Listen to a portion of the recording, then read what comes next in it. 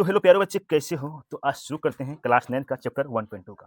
तो 1.2 बहुत ही ईजी है। आपको बस ये वीडियो को देखना है और इस वीडियो को आप लोग शेयर कर दीजिए ताकि और भी जो है आपके फ्रेंड्स और जो भी क्लास 9 की तैयारी कर रहे हैं आसानी भाषा में समझ सकते हैं। तो सवाल नंबर 1 में है कि नीचे दिए गए कथन सत्य है या असत्य है?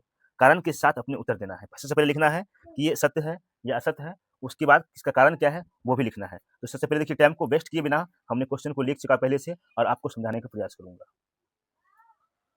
तो देखो बाबू, लिखा है कि प्रत्येक अपरिमेय संख्या एक वास्तविक संख्या होती है। सत्य है, ये सही बात है, क्योंकि वास्तविक संख्याओं का संग्रह होता है वो परिमेय और अपरिमेय संख्याओं से ही बना होता है, और जब ये अपरिमेय परिमेय से मिलकर बनता है तब कहलाता है वास्तविक संख्या ही कहलाता है। अब चलते हैं सवाल नंबर 2 में। अब सवाल नंबर 2 है कि संख्या रेखा का प्रत्येक बिंदु रूट m के रूप का होता है जहां m एक प्रकृति संख्या है। तो इसमें क्या होगा बाबू? इसमें असत्य होगा, क्योंकि देखिए संख्या रेखा जो होता है वो बिंदु m के रूप का होता है, जहां पर m को क्या माना गया है? प्रकृति संख्या माना गया है। इसमें क्या हो जाएगा? ये असत्य होगा, क्योंकि कोई भी ऋण संख्या किसी प्राकृतिक संख्या का वर्गमूल नहीं हो सकता है।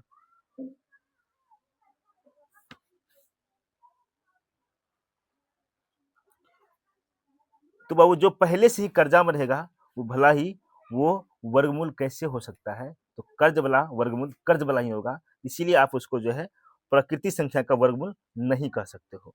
अब चलते हैं सवाल नंबर 3 में। अब सवाल नंबर 3 है कि प्रत्येक वास्तविक संख्या एक परिमेय संख्या होती है कि नहीं होती? तो ये देखिए, आपको पहले ही बताया गया, क्योंकि प्रत्येक वास्तविक संख्या क्या होता है?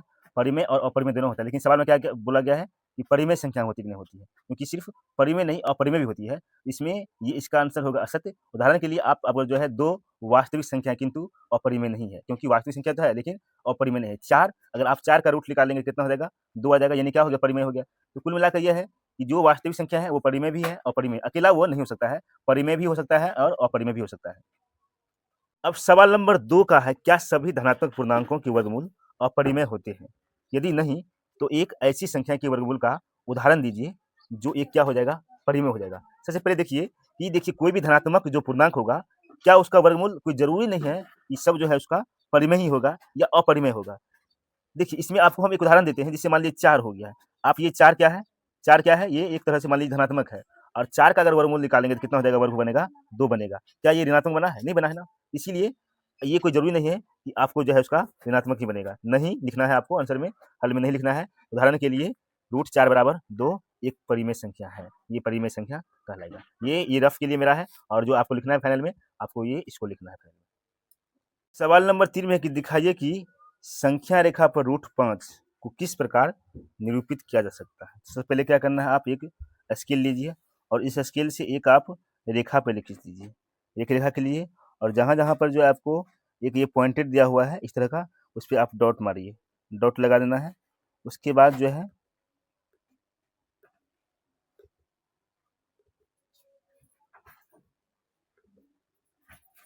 इस तरह का डॉट लगा दिए। अब जहाँ जहाँ ये डॉट लगी हुई है सब पर आप जो है पहले इसमें से क्या करना है, रेखा का जो रेखा आप खींचे हैं उसका एक सेंटर ले लीजिए। मान लीजिए यहाँ पर हम ओ ले लेते हैं, 0 लेते हैं, और उसके बाद जो है 1 2 3 4 5 और 6, और इधर से ले लेंगे 1 2, आप चाहे तो 6 भी लिख सकते हैं, माइनस का 2 होगा, क्योंकि सवाल जितना आपसे मांगा गया है उतना ही लिखना है। अगर मान लीजिए अगर 6 मांगा जाएगा तो 6 तक आप कॉलम बढ़ा सकते हैं। अब रूट 5 का जो अगर आप वर्ग निकालेंगे तो कितना हो जाएगा आपका? रूट 5 का वर्ग होता है बाबू, वो होता है 2.2 से कुछ बढ़ा होता है, यानी कि 2 से ज़्यादा होता है। आप मोटा मोटी से मान लीजिए क्या, 2 ही मान लीजिए, ठीक। और यहाँ पर देखिए आपको जो है एक लेना है, कहाँ पर? जैसे ये 0 है और 0 से 2 को क्या करना है? मिलाना यहाँ से, क्योंकि 5 का रूट कितना आया है? 2 आया है।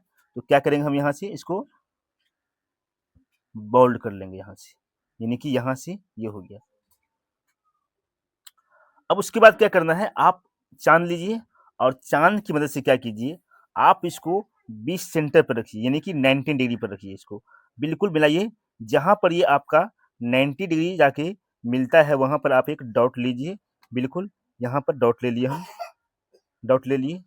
और उसके बाद क्या करना है आपको, एक लाइन खींचनी है अपने स्केल के माध्यम से। स्केल लीजिए और स्केल के माध्यम से आपको एक लाइन खींचनी है। तो लाइन कैसे खींचनी है, आपको क्या लेना है, एक इकाई लेना है आपको, क्योंकि पूरा यहाँ से जहाँ तक हमने पॉइंट दिया है वहाँ तक हमको नहीं मिलाना है, सिर्फ एक पॉइंट देना है।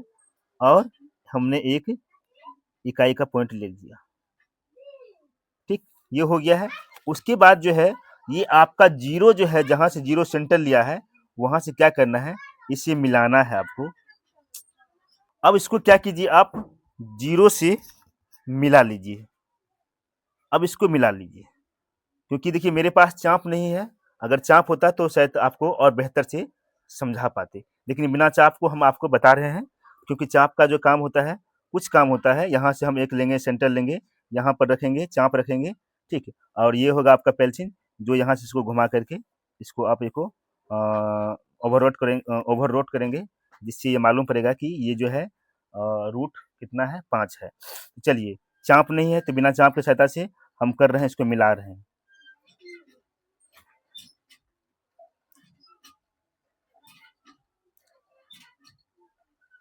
इसको आप इसको ऐसे मिलाना है, इसको ऐसे, इसको यहाँ से मिलाना है।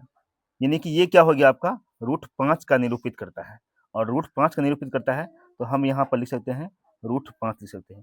अब इसमें एक चीज़ और देखना है बाबू, कि देखिए इसमें जो है आपका ये जो है एक इकाई पर हम लोग लिए थे, एक इकाई पर लिए थे, और ये मेरा क्या हो गया है, आधार हो गया है। ये क्या हो गया, मेरा लंब हो गया, और ये मेरा क्या हो गया, कर्ण हो गया। ये रूट 5 हम लोग को फाइंड करना है, और आपका ये लंब हो गया 2 हो गया। अब लंब 2 क्यों हो गया, क्योंकि रूट का जो हम जब स्क्वायर किए हैं तो कितना निकल गया मेरा, रूट 5 का जो है वर्ग कितना निकला है, 2 निकला है। अब आप लोग एक फॉर्मूला जानते होंगे, पाइथागोरस प्रमेय क्या होता है। तो पाइथागोरस प्रमेय क्या होता है, कर्ण स्क्वायर बराबर आधार जोड़ आधार स्क्वायर और जोड़ लंब स्क्वायर। इसका फॉर्मूला हम लोग को निकालना है, यहाँ पर लिखना है कि पाइथागोरस प्रमेय अनुसार। चलिए इसमें देखिए, कर्ण पाइथागोरस प्रमेय के अनुसार क्या होता है, तो कर्ण स्क्वायर बराबर में आधार जोड़ लंब, इसमें हो जाएगा आधार स्क्वायर होगा, स्क्वायर, और जोड़ में क्या हो जाएगा आपका, लंब स्क्वायर हो जाएगा। तो अब इसमें देखिए,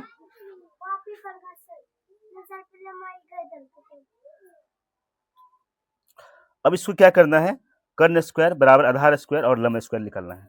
तो कर्ण का मान कितना दिया हुआ है, तो कर्ण का मान नहीं दिया हुआ, तो आप कर्ण को एज लिख दीजिए, स्क्वायर बना करके। स्क्वायर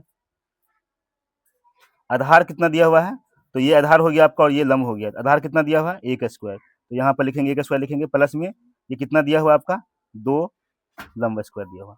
आप इसको, अगर आपने इसको पाइथागोरस प्रमेय के बारे में अगर आप नहीं जानते हैं तो जरूर कमेंट करके माध्यम से आप लोग हमारे कमेंट कीजिए, जो आपको एक सेपरेट वीडियो बना करके पाइथागोरस प्रमेय क्या होता है वो आपको हम विस्तार से समझा देंगे। अब 1 का स्क्वायर करेंगे कितना हो जाएगा आपका, 1 हो जाएगा, और 2 का स्क्वायर करेंगे कितना हो जाएगा आपका, 4 हो जाएगा। अब देखो बाबू, तो कर्ण बराबर क्या हो जाएगा, कर्ण स्क्वायर जो है बराबर में 4 1 हो जाएगा 5। कभी भी देखिए ध्यान देना है कि आपका जो स्क्वायर जो है ना, बराबर के अगर दूसरे पक्ष में जाएगा उसमें क्या लग जाएगा, रूट लग जाएगा, यानी कि कर्ण बराबर हो जाएगा रूट का 5 हो जाएगा।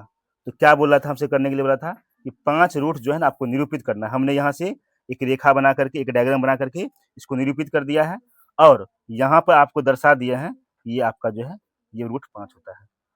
बाकी सवाल नंबर 4 में है, जो आप लोग खुद से करना है। अगर फिर भी अगर आप लोग से नहीं होता है तो इस चीज़ को आप लोग मेंशन कीजिए हमारे कमेंट में। देखिए ये डायग्राम बना हुआ है, इसी तरह से आपको बनाना बनाना है। पहले आप लोग प्रैक्टिस कीजिए नंबर 4 का, क्योंकि स्वयं से बनाना है, सवाल में ये प्रश्न आता नहीं है। फिर भी अगर आपको बनाना है तो आप जो है इसे बना सकते हैं, और अगर आपसे बन रहा है तो हमारे कमेंट में आप लोग मेंशन करना है, और आपको हम जो है ज़रूर इसी के बारे में बताएंगे, जिसका नाम है वर्ग का जो है मूल सर्किल इसको कहाता है। इसको कहाता है वर्ग का मूल सर्किल। और वर्ग का मूल सर्किल कैसे बनता है वो सब आपको जो है एक स्टेप आपको बताएंगे। आप खुद से जो है आप इसे खुद से जो है आप जो है इसे बना लेंगे। इसीलिए जो है आपको जो है वर्ग सर्कल के बारे में जो है अगर आपको चाहिए तो ज़रूर जो है हमारे कमेंट में आप लोग मैसेज कीजिए,